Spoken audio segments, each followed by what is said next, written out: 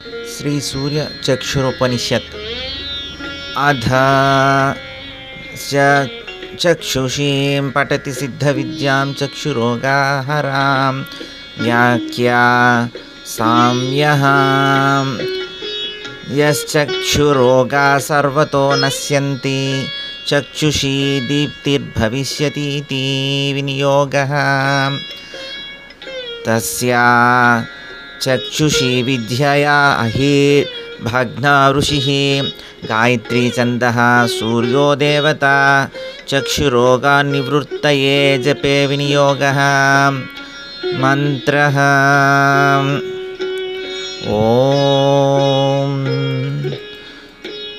चक्षुश्चक्षुश्चक्षुश्चेजस्थिरो भव मां पाहि पाहि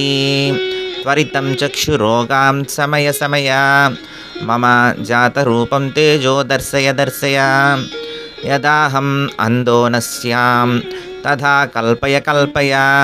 कल्याणं कुरु यानि मम पूर्वजन्मोर्पार्जितानि चक्षुर्प्रतिरोधक दुष्कृतानि सर्वाणि निर्मूलय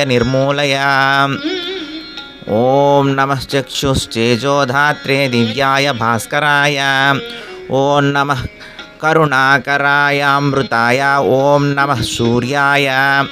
ॐ नमो भगवते सूर्याय क्षितेजसे नमः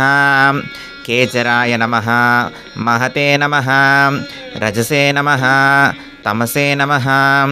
असतो मा सर्गमय तमसो मा ज्योतिर्गमय मृत्योम्रा अमृतं गमय उष्णो भगवान् शुचिरूपः हंसो भगवान् शुचिर प्रतिरूपः फलश्रुति य इमां चक्षुष्मतीं विद्यां ब्राह्मणो नित्यमदितेन तस्याक्षिरोगो भवति न तस्य कुले अंधो भवति अष्टो ब्राह्मणान् गृहायित्वा विद्या सिद्धिर्भवति सूर्यस्मरणम् ॐ विश्वरूपं घृणिनं जातवेदसं हिरण्यमयं पुरुषं ज्योतिरूपं तपन्तं विश्वस्य योनि प्रतपन्तयुग्रं पुरः प्रजानामुदयत्येज सूर्यः ॐ नमो भगवते आदित्याय क्षिते जसे अहो वाहिन्योः वाहिनी स्वाहा ॐ वयः सुवर्णा उपसेदुरिन्द्रियप्रियमेधा ऋषयो नाधमानः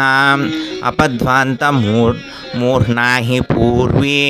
चक्षुर्मुमोध्यस्नानि धयैवबद्धन् पुण्डरीकाक्षाय नमः पुष्करेक्षाय नमः अमलेक्षणाय नमः कमलेक्षणाय नमः विश्वरूपाय नमः